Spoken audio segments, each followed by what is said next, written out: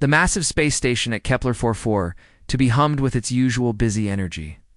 Thousands of alien ships came and went every day, carrying goods across the galaxy. The station's sensors watched everything, making sure no trouble entered their space.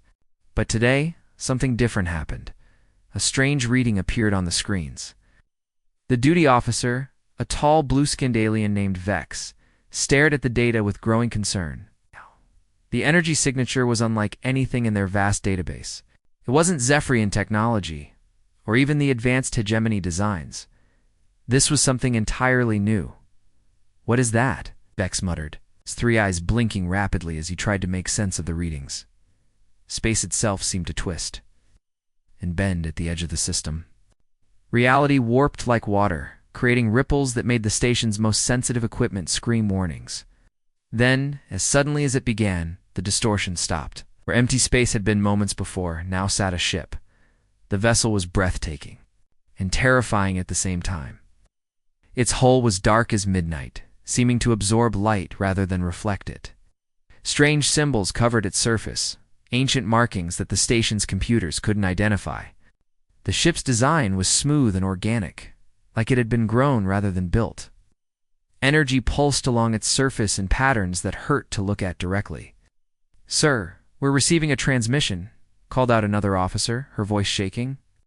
Slightly, the message came through clear and calm. "This is the Earth vessel, JÖRMUNGANDR. We seek passage to the Galactic Council." Silence filled the control room. Earth. The primitive world they barely bothered to monitor. The species that hadn't even left their own solar system the last time anyone checked. Station Commander Vex rushed to the main screen. "That's impossible. Run a full scan on that ship. Find out what we're really dealing with." The scanners tried to penetrate the dark hull, but the readings made no sense. The ship's power source was beyond anything they understood. Its weapons, systems, if they existed, were completely alien. Most disturbing of all, life signs aboard the vessel showed beings that registered as human, but enhanced in ways that defied explanation. Inside the mysterious ship, Captain Lee Dong-soo sat calmly, in his command chair. His dark eyes watched the alien station's frantic activity on his screens. Around him, his crew worked with quiet efficiency. They had prepared for this moment for decades. "Captain, they're trying to scan us," reported his tactical officer, Park. Ji-hai, her fingers moved across controls that seemed to respond to her thoughts as much as her touch. "Let them look," Lee replied with a slight smile. "They won't understand what they're seeing anyway." The bridge of the JÖRMUNGANDR was unlike anything the galaxy had ever seen. Smooth surfaces pulsed with soft light. Holographic displays showed information in 3 dimensions. But most impressive were the crew members themselves. They moved with perfect coordination, their enhanced minds linked in ways that made them more than human. Back on the station, panic was beginning to spread. Security forces scrambled to respond to this unknown threat. But what could they do against something they couldn't understand? The dark ship waited patiently, its message repeating calmly. It had come from the Sol system, from a world the galaxy had forgotten. And now, everything was about to change. Ambassador Kale sat in his luxurious office aboard the council station, sipping his morning stimulant when the urgent message arrived. His scaled fingers drummed impatiently on his desk as he read the report from the trade nexus. A ship from Earth? The corner of his mouth twisted into what passed for a smirk among his species. "Ridiculous," he muttered, pulling up the files on humanity from the council's databases. The information was decades old, showing a backward species that had barely managed to split atoms. Their greatest achievement was launching primitive rockets to their own moon. The idea that they could suddenly appear with faster-than-light travel was laughable. Kale's assistant, a nervous creature with 6 arms, scurried into the room. "Sir, the station is requesting immediate guidance. They don't know how to handle this situation." "It's obviously stolen technology," Kale replied, waving a dismissive hand. "Some human pirates must have raided a crashed ship or bought black market equipment. Send the inspection fleet. We'll sort this out quickly and send these primitives back where they belong." Within hours, 12 heavily armed council vessels surrounded the mysterious human ship. The fleet commander, General Voss, opened communications with his usual authority. Unknown vessel, you are in violation of galactic law. Prepare to be boarded. For inspection, the response came from a calm female voice. This is Captain Kim Sora of the Earth vessel JÖRMUNGANDR. We are not unknown. We are here on official business and request formal audience with the Galactic Council. General Voss laughed, a harsh sound that echoed through his bridge. Official business? Your species barely knows how to make fire. Stand down immediately. Something in the human captain's voice made him pause. There was no fear, no panic that he would expect from primitives facing the galaxy's most powerful fleet. Instead, there was confidence that seemed completely out of place. Sensor operator called out, "You need to see these readings." The scans of the human ship were impossible. Its power output exceeded their largest battleships. The hull materials were unknown to their databases. Most disturbing of all, the life signs aboard showed humans, but not as they had ever been recorded. Before, their brain activity was off the charts, their physical capabilities enhanced beyond normal limits. How many crew members? Voss asked. 37, sir. But they're all showing readings that suggest significant biological enhancement. Their neural activity is synchronized in ways we've never seen before. Back on the JÖRMUNGANDR, Captain Kim Sora stood calmly on her bridge. Her short black hair framed a face that showed both youth and ancient wisdom. Around her, the crew worked with fluid precision that seemed almost like a dance. "Captain, they're confused," reported her communications officer Lee Minho. "Their scans aren't matching their expectations." Kim nodded. "They're still thinking of us as the humans they cataloged years ago. They have no idea what we've become." Her first officer, Choi Yan-woo, approached with a concerned expression. "Should we demonstrate our capabilities?" "Not yet," Kim replied. "Let them make the first move. We came here to talk, not to fight. But if they force our hand, ... The standoff continued for several tense minutes. They were dealing with something beyond their understanding. And their protocols had no guidelines for this situation. Ambassador Kale watched the live feeds from his office, his confidence beginning to waver. These weren't the desperate pirates he had expected. The human captain spoke with the authority of someone who knew exactly what they were doing. "Sir," his assistant whispered, "perhaps we should consider their request for an audience." Kale's expression darkened. The galaxy was watching, and he couldn't afford to show weakness to a species that should have been begging for mercy. General Voss had enough of waiting. His patience ran thin as the mysterious human ship continued to ignore his demands. "Boarding parties?" he ordered through gritted teeth. "We're going aboard that vessel whether they like it or not." The Council fleet moved into position, their docking tubes extending toward the dark hull of the JÖRMUNGANDR. But before they could make contact, Captain Kim Sora's voice came through the communications channel, still perfectly calm. "General Voss, I must respectfully decline your boarding request. We are here on peaceful diplomatic business, and forced boarding would be considered an act of aggression." "You're in no position to decline anything," Voss snapped back. "You're primitive. Vessel is surrounded by the most advanced fleet in the galaxy. Surrender now, or we will take your ship by force." Kim's response was measured and polite. "Understand your position, General. However, I feel it's necessary to demonstrate why boarding our vessel would not be in anyone's best interest." Before Voss could respond, something extraordinary happened. The lights on his flagship began to flicker. It's not just the lights. Everything electronic started behaving strangely. Control panels sparked and went dark. The ship's engines, which had been running smoothly for decades, suddenly fell silent. "What's happening?" Voss shouted to his engineering team. "Sir, our engines just ... stopped. Not damaged, not overloaded. They just won't respond to any commands." The same thing was happening across the entire fleet.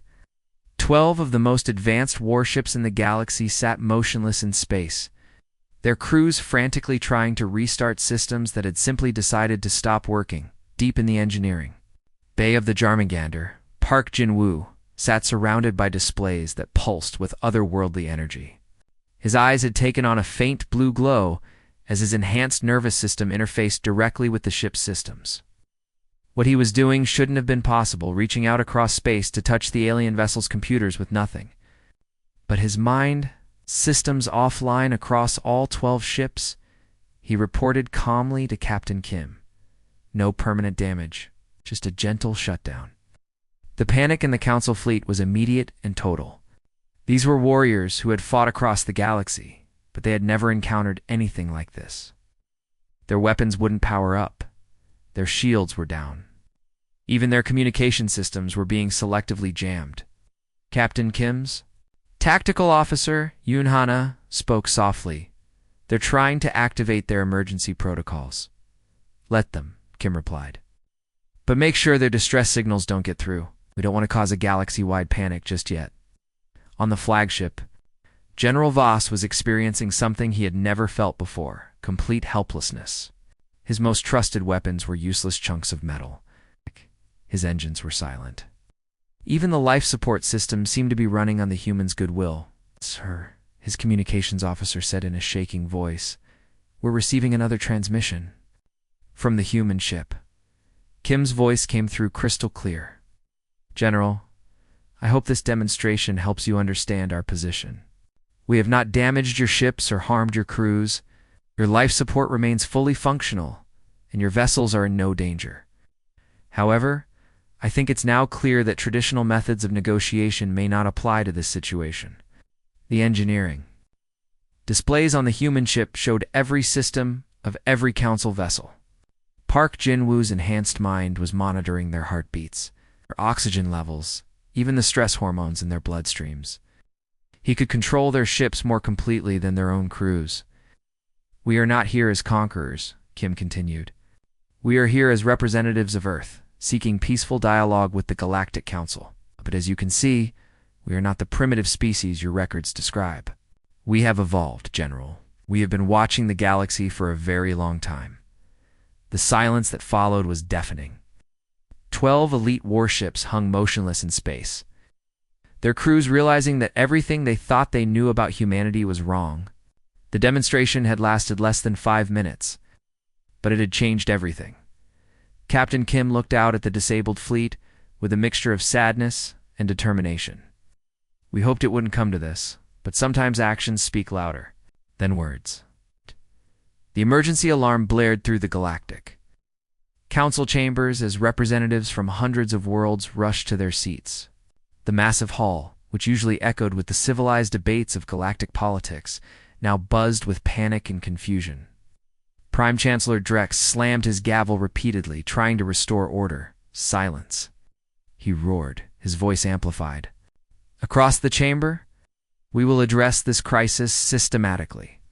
But the reports kept flooding in, each one more disturbing than the last. From the Outer Rim territories to the core worlds, the same impossible message was being repeated. Human. Ships had appeared everywhere at once. Chancellor called out Ambassador Thysis from the Centauri Federation. We've lost contact with 7 major trade hubs. The humans didn't attack them. They just appeared, and everything stopped. The holographic display at the center of the chamber showed a 3-dimensional map of the galaxy. Red dots marked every location where human vessels had been detected.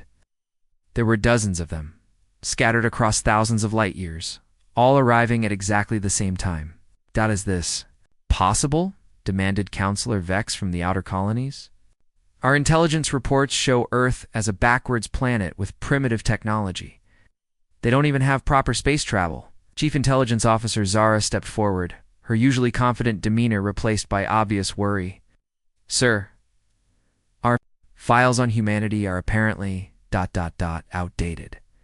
These ships display technology that surpasses anything in our databases. We're dealing with capabilities that shouldn't exist. The chamber erupted in angry voices. Representatives shouted questions and accusations, while others demanded immediate military action. But underneath the chaos, a deeper fear was growing. For the first time in galactic history, an unknown force had demonstrated the ability to appear anywhere, anytime, without warning. What are the names of these vessels? Chancellor Drex asked, trying to focus on concrete details. Zara consulted her datapad. They're all named after creatures from human mythology. The JÖRMUNGANDR at Kepler-4 for to be, the Leviathan at the Vega trade station, the Ouroboros near the hegemony border, and dozens more. Each name refers to some kind of serpent or dragon from their ancient stories. Serpents, muttered Counselor Keth, an elderly diplomat who had served for over a century. They're sending us a message. In many cultures, serpents represent wisdom, power, and transformation. They're telling us that humanity has transformed into something we don't recognize. The implications were staggering. Every major shipping route in the galaxy had been simultaneously blockaded, not by force, but by mere presence. Trade had ground to a halt as merchant vessels refused to approach the mysterious human ships. Stock markets across civilized space were crashing as panic spread. Chancellor interrupted, Communications Chief Bex, we're receiving reports from our military commanders. 3 separate fleets have attempted to engage the human vessels. All 3 fleets are now ... disabled. Not destroyed, just completely powerless. The word disabled hung in the air like a death sentence. The galaxy's most advanced military forces had been neutralized without a single shot being fired. Whatever humans had become, they possessed power beyond anything the Council had ever encountered. Sir, Zara continued, our scientists are calling it impossible. These humans appear to have advanced thousands of years in just a few decades. The energy signatures from their ships suggest technology that we can't even begin to understand. Emergency. Protocols were activated across the galaxy. Military forces were put on high alert, though many commanders privately wondered what good their weapons would do against an enemy that could shut down entire fleets with a thought. What do they want? Chancellor Drex asked the question that was on everyone's mind. They keep requesting the same thing, Zara replied. Formal audience with the Galactic Council. They say they come in peace, but their actions suggest they're not asking for permission anymore. Realization settled over the chamber like a dark cloud. Humanity hadn't just developed advanced technology. They had developed the power to enforce their will across the entire galaxy. The age of galactic civilization, as they knew it, was over.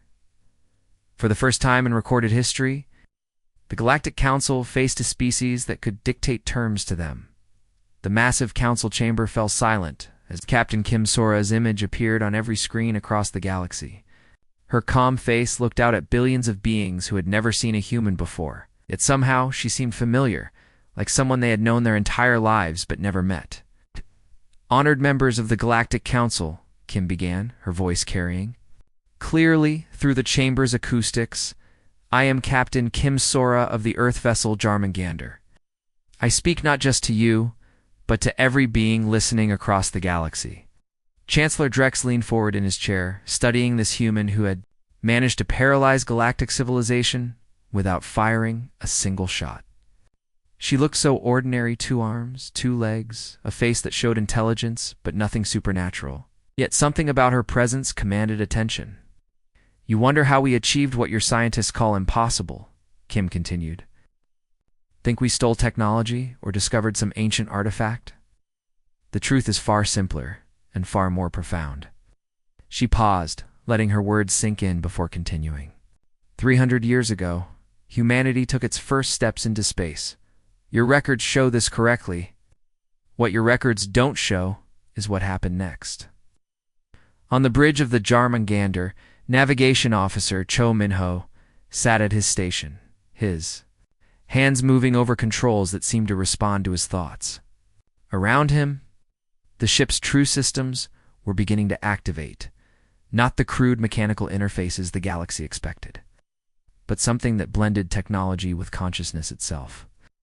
While you watched us and dismissed us as primitives, Kim said we were watching you, studied every species, learned every language, understood every strength and weakness. We became students of the galaxy, while you saw us as nothing more than curiosities. The holographic displays in the council chamber began showing images of human settlements on distant worlds, observatories hidden in asteroid fields, research stations disguised as space debris. The galaxy had been filled with human presence for centuries, but no one had noticed. We didn't just develop technology, Kim explained. We developed ourselves. Each generation became more than the last. We enhanced our minds, our bodies, our very souls. We learned to work together in ways that made us stronger than any individual could be alone. Chominho Station began to glow with soft light. The ship around him seemed to pulse with life, responding to his enhanced nervous system. Through his connection to the vessel, he could sense every star system within 1,000 light years, every ship, every planet. The boundary between man and machine had become meaningless. What you see as impossible technology is actually the marriage of human consciousness with matter itself, Kim revealed. We didn't build these ships, we grew them, didn't program. These systems, we became them. The revelation sent shockwaves through the council chamber. Representatives whispered frantically among themselves as they tried to process what they were hearing. This wasn't just advanced technology, this was evolution beyond anything they had imagined. For 3 centuries, we prepared for this moment, Kim continued. We could have revealed ourselves at any time. We could have taken control of the galaxy through force. But we chose to wait, to learn, to understand what kind of neighbors we would be sharing space with. The ship's systems fully activated now, and the JÖRMUNGANDR began to change. Its hull shifted and flowed like liquid metal, revealing patterns of light that seemed to pulse with the rhythm of a heartbeat. The vessel was alive in ways that defied every understanding of technology. "We are not your enemies," Kim said, her voice carrying a weight that made everyone listening believe her completely. "We are not your conquerors. We are your teachers, your guides, your partners, in building something greater than any of us could achieve alone." The silence that followed was profound. Across the galaxy, billions of beings realized they were witness to a moment that would change everything. Humanity had not just joined galactic civilization, they had transcended it. The age of separate species competing for resources is over, Kim concluded. The age of unity begins now. The news spread across the galaxy like wildfire. Within hours of Captain Kim's broadcast, every major civilization was holding emergency meetings. The impossible had become reality, and the foundations of galactic power were crumbling. In the throne room of the Veltar Empire, Emperor Thaxon stared at the tactical displays showing his mighty fleet formations. For 10,000 years, the Veltar had ruled through military might. Their warships were the most feared in the galaxy, their weapons capable of cracking planets in half. Now, those same weapons seemed as useless as stones thrown at the stars. "My lord," his chief admiral stammered, "our entire Third Fleet tried to engage one of their ships near the Rigel system. The humans didn't even acknowledge them. They just continued on their course, while our vessels lost all power." Emperor Thaxon's clawed hand tightened around his throne's armrest. "Impossible. Our ships are invincible. We've conquered half the galaxy with them. That's what we thought, sir. But these humans are operating on a level we can't comprehend. Our targeting systems can't lock onto their ships. Our shields might as well be made of paper." The Emperor's pride, built over millennia of conquest, began to crack. The Veltar had always believed strength came from superior weapons and tactics.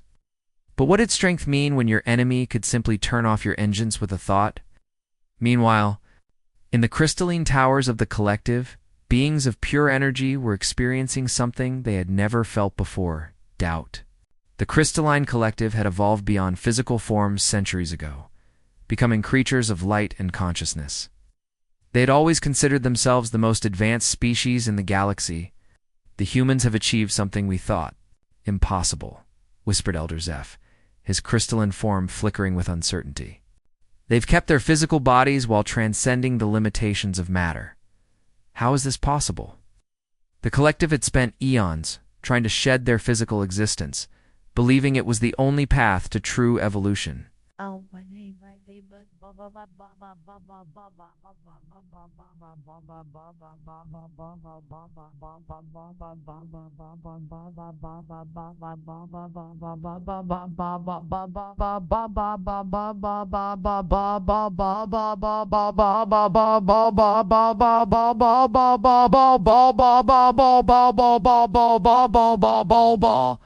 Ball, ball, ball, ball, ball. Ball, ball, ball, ball, ball, ball, ball. Ball, ball, ball, ball, ball. I'm so reals. I'm so ball. Why we are one. One I wall one I is all by one and one why my ba why I but I why I why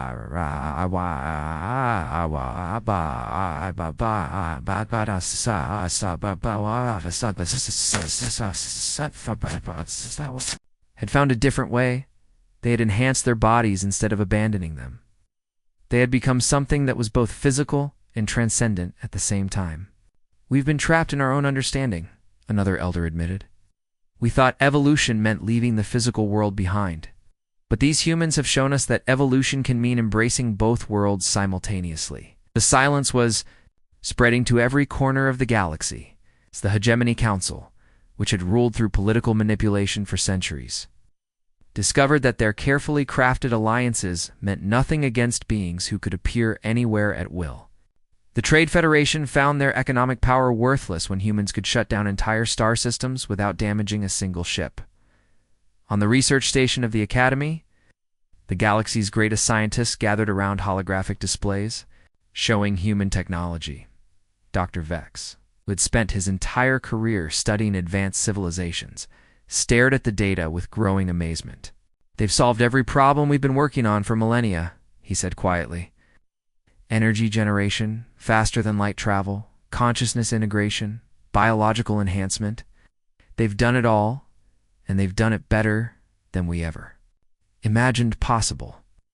His assistant, a young researcher named Kira, looked up from her calculations.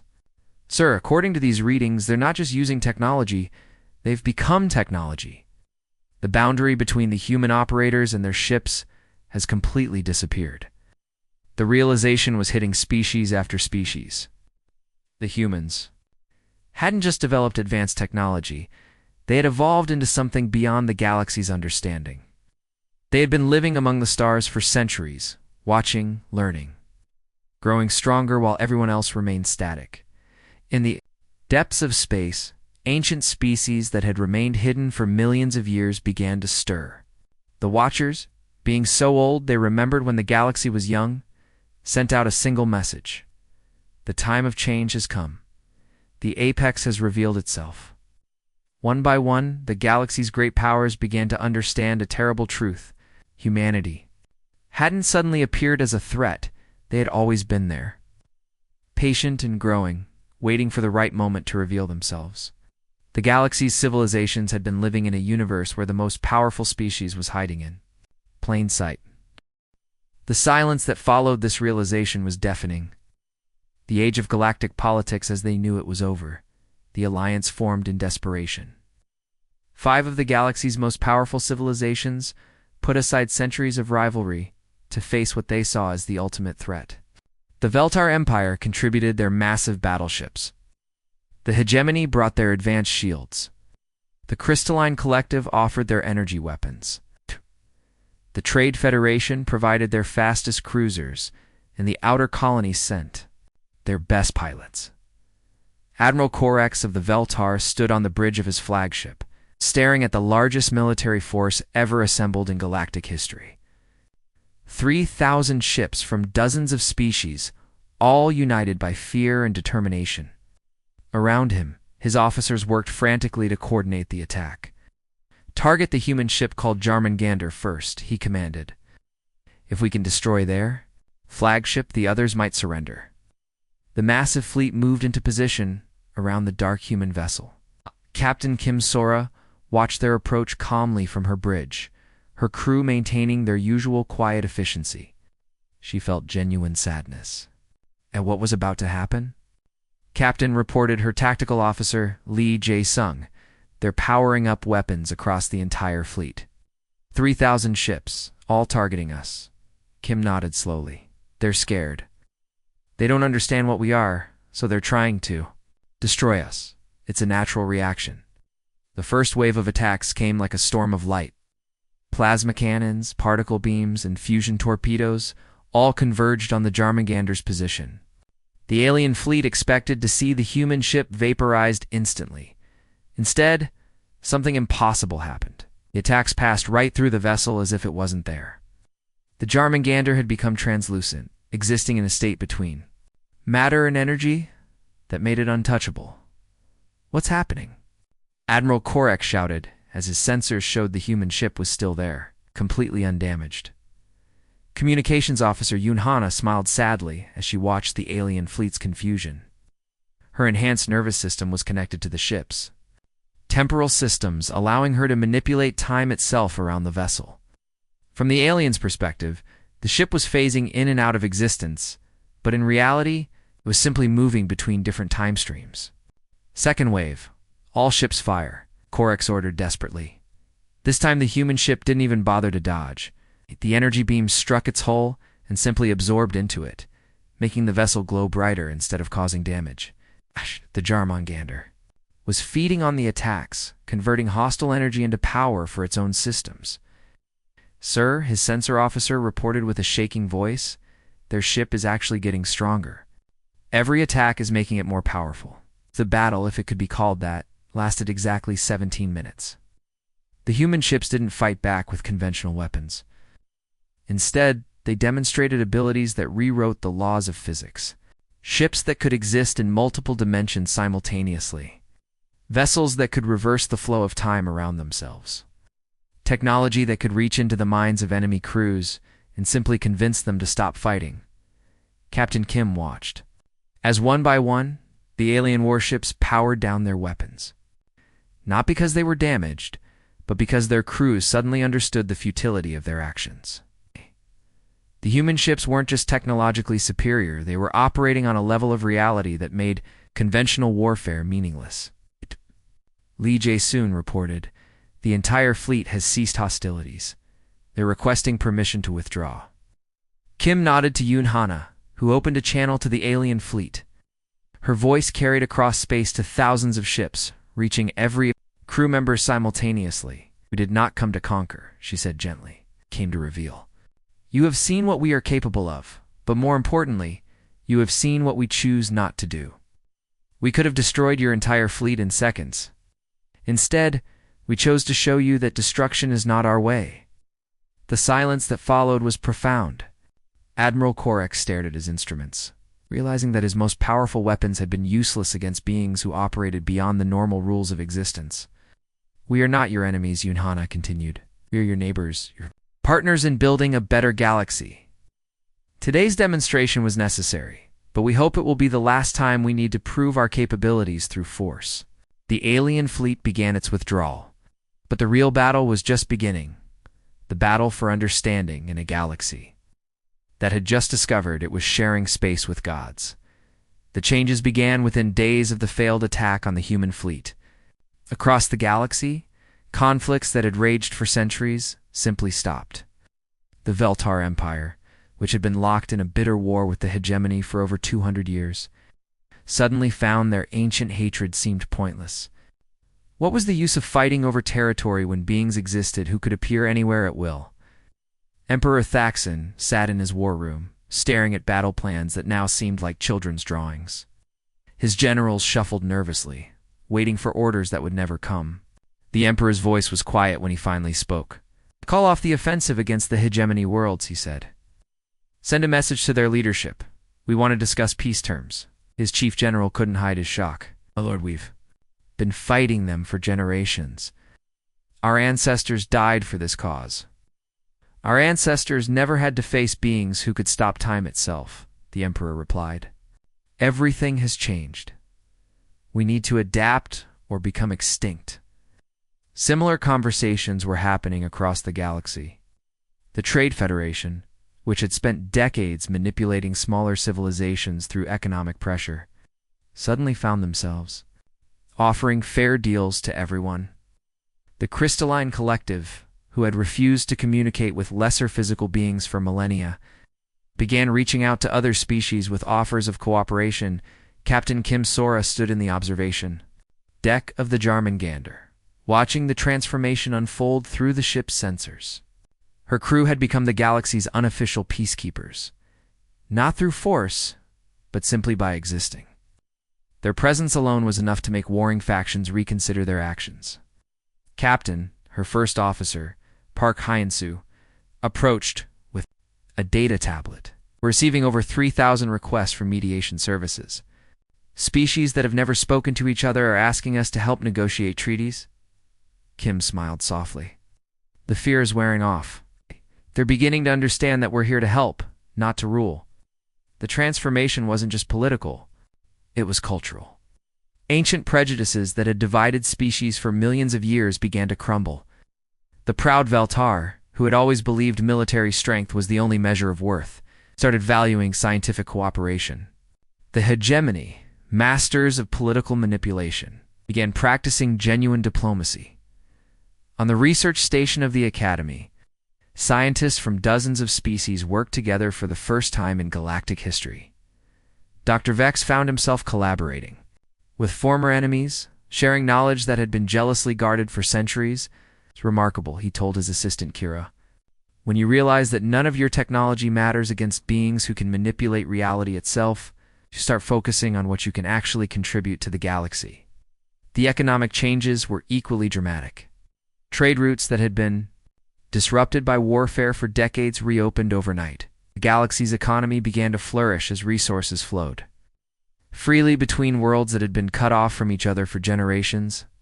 Captain Kim established the new principles that would guide galactic civilization: peace through strength, progress through unity, and growth through cooperation. But these weren't rules imposed by force. They were guidelines that every species adopted willingly after seeing the alternative. The JÖRMUNGANDR itself became a symbol of this new order. The dark ship appeared wherever conflicts threatened to erupt, its mere presence enough to calm tensions. Diplomats would point to it during negotiations, reminding everyone that in a galaxy where such power existed, their petty disputes seemed insignificant. We're not rulers, Kim explained to a gathering of galactic leaders. We're facilitators. Our job is to help you become the best versions of yourselves. The transformation was so complete that within months, the galaxy was unrecognizable. Species that had been isolated for millennia began sharing culture, technology, and knowledge. Ancient barriers fell as everyone realized they were part of something much larger than their individual civilizations. The age of endless conflict was over. The age of cooperation had begun. It's overseen by beings who had chosen to use their overwhelming power to heal rather than conquer. 6 months after the Great Transformation, Captain Kim Sora stood before the assembled representatives of the galaxy one final time. The council chambers had been rebuilt to accommodate delegates from thousands of worlds, all eager to hear what she had to say. The age of conflict was ending, but everyone sensed that something even greater was about to begin. You have asked me many times about the name of our ship, Kim began, her voice carrying to every corner of the vast chamber. JÖRMUNGANDR comes from the ancient myths of my people. It was the world serpent, a creature so vast that it wrapped around the entire world, holding its tail in its mouth. She paused, letting the image sink in before continuing. For 3 centuries, humanity has been that serpent. We have wrapped ourselves around this galaxy, not to crush it, but to protect it. We have been the unseen guardians, watching over civilizations that didn't even know we existed. The holographic display in the center of the chamber showed a map of the galaxy, but now it revealed something that had been hidden for generations. Lines of light connected every star system, forming a vast network that pulsed with gentle energy. Human outposts, research stations, and monitoring posts were everywhere, creating an invisible web of protection. Every war that ended sooner than expected, Kim continued, every plague that mysteriously found its cure. Every asteroid that changed course before hitting a populated world, we were there. We have been the silent guardians of galactic civilization, waiting for the right moment to reveal ourselves. In the depths of the JÖRMUNGANDR, Chief Engineer Otaman sat before controls that looked more like a garden than a machine. Living circuits grew around him, responding to his thoughts and emotions. His enhanced consciousness was connected to similar systems on every human ship across the galaxy. Captain, he said softly, all vessels report ready for final activation. Kim nodded, her expression peaceful but determined. The time has come to show you what we've really been building all these years. Across the galaxy, the human ships began to change. Their dark hulls started to glow with warm light, and suddenly everyone could see the truth. There weren't just dozens of human vessels, there were thousands. Ships that had been hidden in plain sight, disguised as asteroids, space stations, even planets. All revealed themselves simultaneously. But more than that, they were all connected. Lines of energy flowed between them, creating a network that spanned the entire galaxy. The world serpent had indeed wrapped itself around everything, but instead of bringing death, it brought life. "This is our gift to the galaxy," Kim announced as the network activated fully. Instant communication between any 2 points in space. Unlimited clean energy for every world. Protection from cosmic disasters. And most importantly, the knowledge that you are never alone. The silence that followed was profound, but it wasn't empty. It was full of wonder, of possibility, of hope. For the first time in galactic history, every intelligent being could feel the presence of every other being. The network didn't just connect ships. It connected consciousness itself, creating a sense of unity that transcended species. Otaman's eyes glowed softly as he monitored the system's activation. Through the network, he could feel the heartbeat of every world, the dreams of every child, the hopes of every civilization. Humanity had become the nervous system of the galaxy, but they were not its brain. They were its protectors. "The age of separation is over," Kim said, her words reaching every being in the galaxy simultaneously. "Welcome to the age of unity. Welcome to the age of the world serpent's embrace." The stars themselves seemed to sing as the network reached full power. Ancient songs from 1,000 worlds blended together, creating a harmony that had never existed before. The galaxy had found its voice. It was beautiful. Humanity's patient evolution had led to this moment, not conquest, but connection. Not domination, but dedication. The world serpent had revealed itself at last. And its promise was simple. No one would ever be alone again. The new age had begun.